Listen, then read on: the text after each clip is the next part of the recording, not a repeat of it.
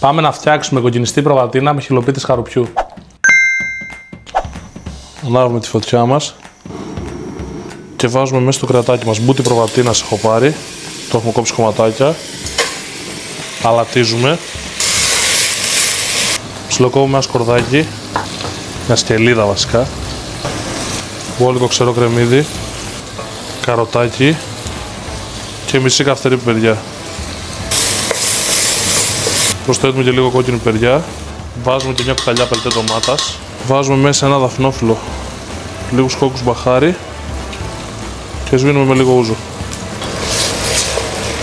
Προσθέτουμε τριμμένη ντομάτα και νεράκι, λίγη ζάχαρη, καπακώνουμε και αφήνουμε να σιγοβράσει. Η προβατίνα μας έχει βράσει, προσθέτουμε χυλοπίτες χαρουπιού. Έχουμε σβήσει τη φωτιά για να σπάσουμε μέσα λίγο φέτα, ψιλοκομμένο μεντανό. Σερβίρουμε, τελειώνουμε με λίγο φρέσκια ρίγανη.